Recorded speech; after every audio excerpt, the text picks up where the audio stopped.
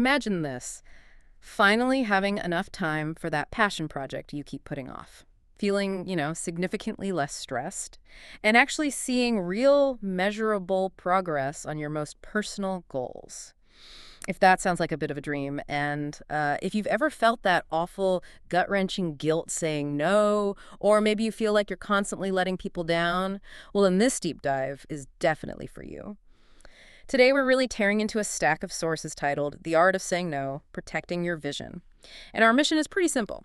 We want to give you the tactical script, sure, but also the sort of psychological framework you need to decline gracefully, and crucially, keep your core personal and professional vision completely intact. Yeah, what's really fascinating here, I think, is the complete reframing of productivity itself. Yeah. The key to achieving your biggest dreams, those really ambitious ones. Yeah. It isn't just about what you do. It's not just the hustle and grind. It's profoundly about what you don't do.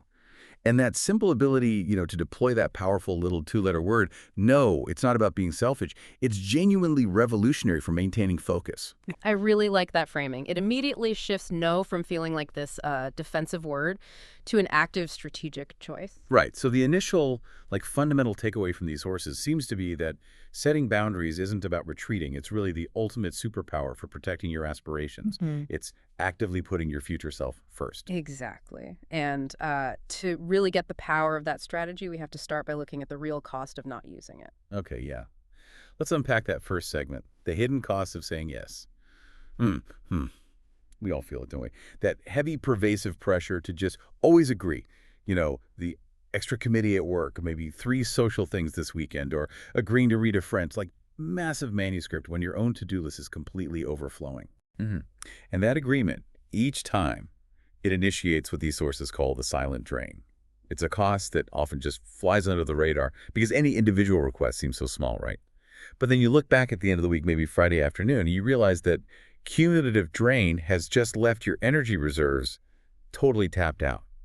And there's nothing left for the truly meaningful work. Okay, so when we look at the actual damage, it's more than just losing time, isn't it? What's the specific, quantifiable mechanism the sources identify for how this actually derails major goals? Right. The damage isn't just additive. It's not linear. It's exponential. And it's rooted deep in cognitive science. The sources reference specific research detailing what's called the switching cost. There's one study they cite that found that a single unplanned interruption, let's say a quick 15-minute favor you agreed to, it requires an average of 23 minutes for your brain to actually get back to that deep, focused work on the original task. Wow, 23 minutes. So, okay, those 3 small favors we slotted into Tuesday morning, they didn't just cost 45 minutes of actual work time. They introduced, potentially another hour or even more of cognitive reintegration time, pushing that major goal back not just a few minutes, but maybe an entire day. Precisely, yeah. You sacrifice that precious capacity for flow state, for deep work, all for these often low-value requests. And this raises a really important, maybe uncomfortable question. Why do we keep defaulting to yes when the cost is obviously so high? The uncomfortable truth, as it's laid out in the research, is that often our automatic yes is less about genuinely wanting to help and much more about avoiding our own personal, immediate discomfort. That's a really challenging truth to sit with, isn't it? Did the sources suggest a reliable way to diagnose if our yes is rooted in that fear versus genuine generosity? Because if we're being honest, most of the time we're probably just choosing the path of least resistance, avoiding the confrontation or that awkward silence or the fear of disappointing someone right now over the path that leads to long-term success. Well, the diagnosis, according to the sources, it really requires a pause. We'll definitely talk more about that later. But the realization itself, that simple awareness that you might be protecting your immediate emotional comfort at the direct expense of your long-term success, that's the critical first step toward change. If sacrificing our future self for present comfort is the true cost of yes, then, the next logical step has to be defining exactly what that future self requires. And how do we guard that vision? That leads us right into segment 2, your vision's vitals, why boundaries are, non-negotiable. Yeah, we need to connect these dots directly. There's an undeniable link, it's really clear in the sources, between a systemic lack of boundaries and the subsequent failure to reach those big long-term aspirations. If you don't actively, explicitly define and then defend your personal and professional space, other people's priorities will inevitably define it for you. And let's face it, their priorities rarely align perfectly with your destiny, right? And this is where the sources bring in that fantastic concept that goes beyond just simple time management. the energy leak. Hmm. Is an energy leak just the same as losing time? Or is there a specific cognitive cost we need to worry about? It's absolutely about the cognitive switching cost, that sort of non-monetary tax your brain pays every single time you shift context. These leaks aren't just lost minutes on the clock. They're requests that silently siphon away your mental bandwidth and your motivation. If you're constantly shifting your attention to put out small external fires, you end up creating chronic fractional attention. It prevents those valuable flow states. That's the real drain because focus and motivation are arguably your two most valuable resources. Okay, so if the vision is the fortress, then these energy leaks are like the little holes in the foundation, weakening it over time. So what's the active defense mechanism then? It's the shield analogy they use. Strong boundaries aren't meant to be isolationist fences built just to keep everyone out. That's not the point. Instead, they act as a kind of sophisticated shield, specifically designed to protect your most valuable resource, your attention span. When you deploy a boundary effectively, you are signaling, both to others and yourself, that your attention is centered on what truly matters most to your established vision. That's what makes deep work possible. The shield protects the focus needed for high-level creative or strategic thinking. Okay, got it. So we know why we should say no, and we fully understand the damage of always saying yes. It's this cognitive tax. Now, let's get into the mechanics, the how-to, which is where I think most people start to panic a little. How do we actually pull this off without sounding, adversarial or alienating people we care about? This brings us to segment 3, the art of the gracious decline. And the sources really emphasize preparation here. Don't try to improvise when the pressure is on you in the moment. You need to prescript some effective, non-offensive ways to say no so you don't get hit with that wave of guilt afterward. Basically, have your polite no ready to go. Absolutely. And critically, you need a pre-commitment strategy, what the sources call the thoughtful pause. Mm-hmm. When a request comes in, whether it's an email, a text, or someone asking you face-to-face, your immediate response should not be a commitment. It should be something like, that sounds interesting, but really need to check my existing workload before I can give you a definitive answer. Or, let me look at my calendar. I'll get back to you later this afternoon. Buy yourself time. That pause is so crucial, isn't it, for evaluation? It moves you out of that immediate emotional discomfort avoidance zone and into the rational assessment zone. You check your goals. You ask yourself, does this truly align? Does this interrupt my protected deep work time? And if the rational answer is no, then you implement the third technique the sources mention, offering alternatives. Yes, exactly. This is often the hallmark of the truly gracious decline. It shows you are helpful, just not available for that specific thing right now. You redirect the person, or maybe you suggest other solutions. Perhaps you name someone else who might actually be a better fit. Or you suggest a less time-intensive path for the requester to achieve their own goal. But wait, doesn't offering an alternative potentially defeat the purpose sometimes? Aren't we just replacing one task with maybe a less time-intensive one, but still failing to protect our time completely? That's a really critical point, a common challenge. And the sources stress the crucial caveat here. Your job is to facilitate, not to execute.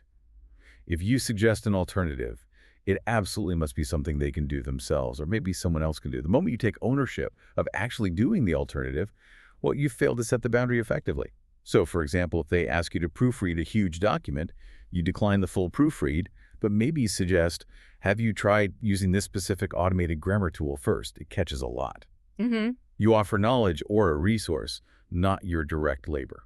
That shift from offering labor to offering knowledge or resources, that's brilliant. That makes perfect sense. Okay, now let's apply these strategies to the real world in segment 4, because saying no definitely looks and feels vastly different depending on whether you're talking to your boss, a friend, or, your mother.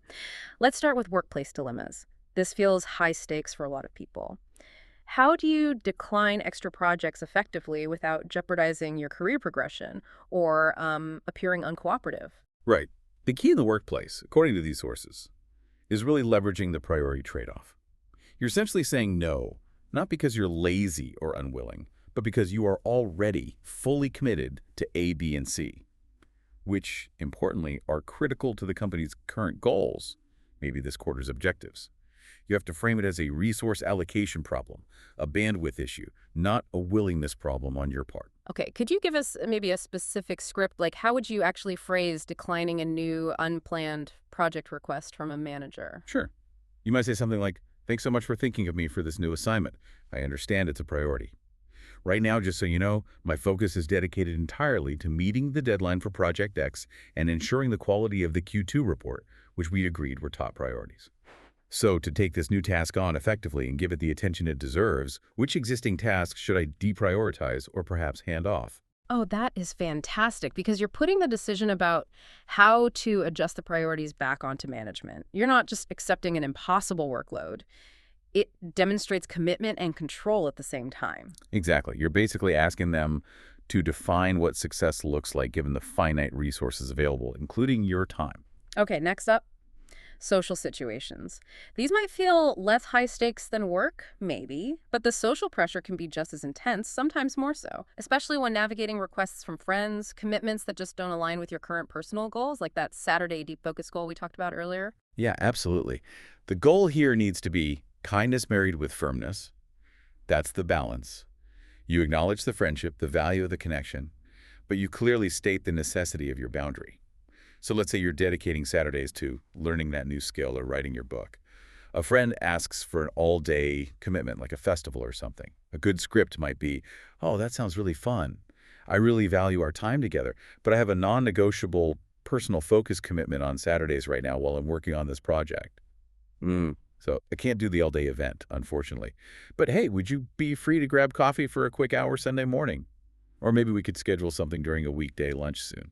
Right. So you offer a smaller, contained alternative that clearly respects your overarching goal, Right. but doesn't just shut the relationship down. Exactly. The alternative keeps the connection warm, shows you care, but the clear no protects the essential boundary you've set for yourself. Okay, the toughest one, I think, for many people, has to be family expectations. This is often the most sensitive scenario, right? Setting healthy boundaries there requires the most careful touch because feelings are often so deeply intertwined with obligations and history. It absolutely does. It requires nuance. When setting boundaries with loved ones, the focus really has to shift from just saying no to explaining the why. Hmm. You need to use I statements and explain the reason the boundary exists, Yeah. that it's necessary for your health, your mental well-being, or your ability to manage your long-term commitments. It's not just dictating terms. You protect your time, yes, but you do it in a way that shows deep respect for the connection itself. Can you give a specific example? Maybe something like reducing holiday travel commitments or changing a long-standing recurring family obligation. Sure, let's say you need a slower pace during the holidays to avoid burnout. Instead of just saying, we can't come for the entire week this year, which might sound abrupt, you could say something like, Mom, Dad, I really need to ensure I'm not completely depleted going into the new year. It's been a demanding few months, so I'm protecting 3 full days at home just for rest and recharge. Yeah. I absolutely love being with you all, so we are planning to arrive on Tuesday and leave on Friday morning. That way we can maximize our quality time together without me burning out completely. Mm. You explain the need first, that on statement about depletion, and then you clearly state the resulting boundary, the specific time frame. That's really smart. It grounds the boundary firmly in self-care and personal need, making it much harder for the recipient to personalize the rejection or feel slighted. Precisely. When you explain the necessity behind it, the boundary becomes about protecting your capacity to show up fully and positively in the future, not about rejecting the person or the relationship right now. This has been incredibly illuminating. It feels like much more than just a time management hack. It's like a genuine framework for protecting our mental real estate and ultimately our long-term aspirations. So, wrapping up, what's the final long-term impact of really integrating this practice into our daily lives? Oh, the lasting benefits are immense. And it's largely due to the compounding effect over time. Consistent boundary setting frees up exponential time and energy.